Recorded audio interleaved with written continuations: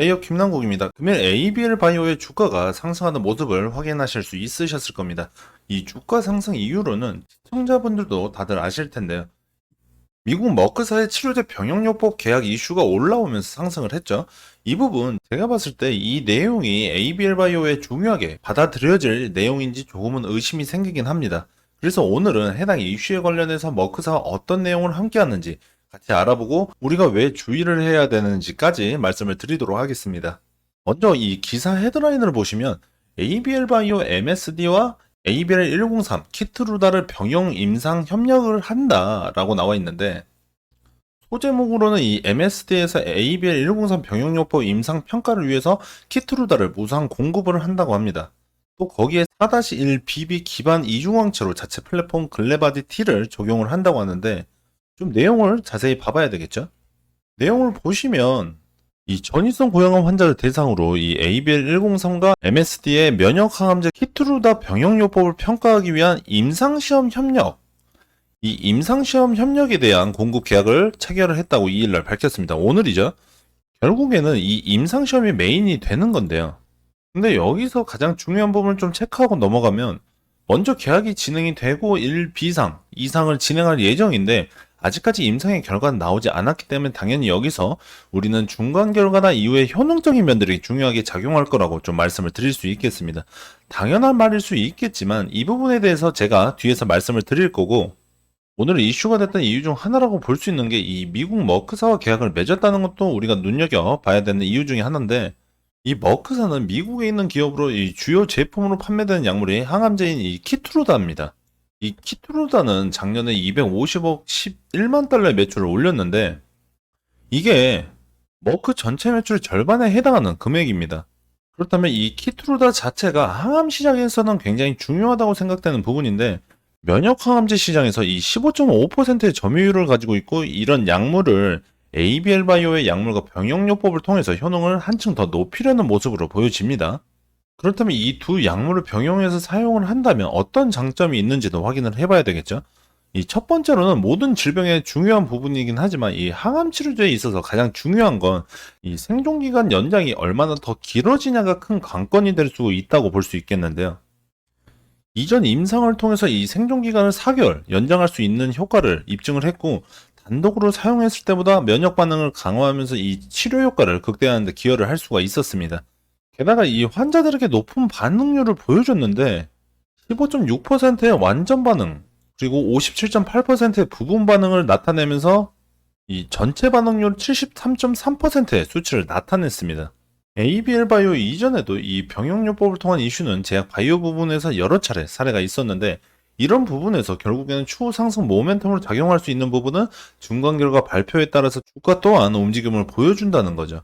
올해 가장 이슈가 됐던 부분이 이 유한양행의 FDA 승인이 있는데, 유한양행 렉나자의 효능이 입증이 된 후에 이 병용요법에서도 큰 효과를 보이면서 주가는 계속해서 신고가를 돌파하는 모습을 보여줬죠. 그렇다면 우리는 이번 병역요법 계약을 보기 전에 ABL103의 일정이나 효능을 먼저 살펴봐야 된다는 겁니다. 그 이유를 비교해서 말씀을 드리면, 최근에 샤페론과 진매트릭스의 주가가 크게 상승을 했었습니다. 이 상승의 공통점으로는 효능이 입증이 됐던 건데, 샤페론은 원형 탈모 치료제 개발을 하면서 이 타 치료제보다 100배의 효능을 입증을 하면서 기대감으로 인한 상승을 보여줬었고, 진매트릭스는 대상포진 백신 후보 물질이 국제 바이러스 학회 공식 학술지에 게재가 되면서 유효성이 입증이 됐죠.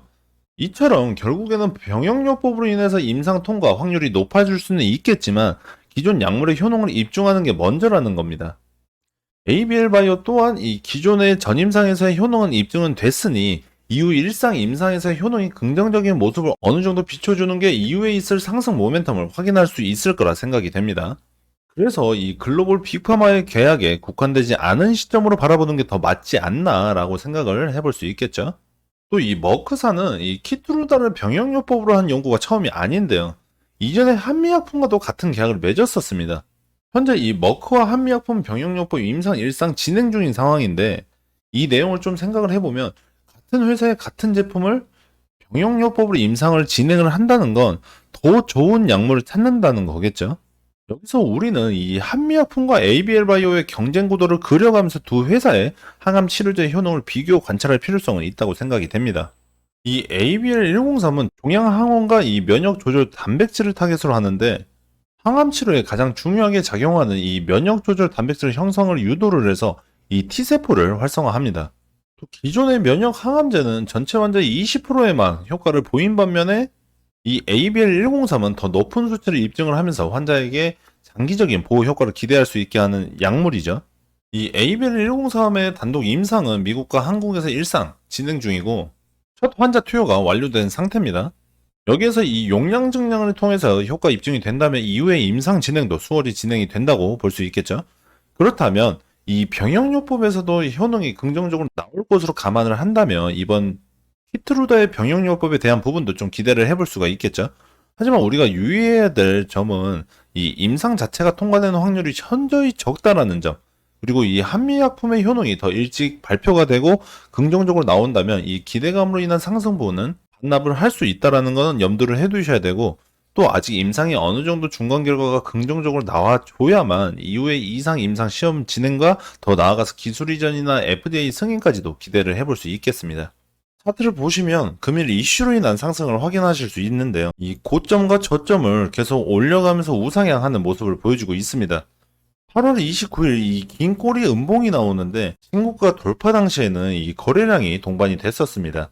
하지만 이 주가가 빠지면서 이 거래량 또한 현재 줄어드는 모습 확인을 할 수가 있는데요.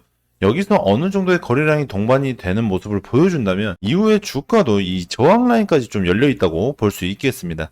하지만 이 금일 단기적 상승인 점을 좀 감안을 한다면 어제 오늘 상승분을 반납하는 모습도 보일 수 있다는 점 감안을 해서 투자에 임하시면 좋을 것 같네요. 오늘 영상은 여기서 마무리하고 다음 영상에서 다시 뵙도록 하겠습니다. 대기업의 김남국이었습니다.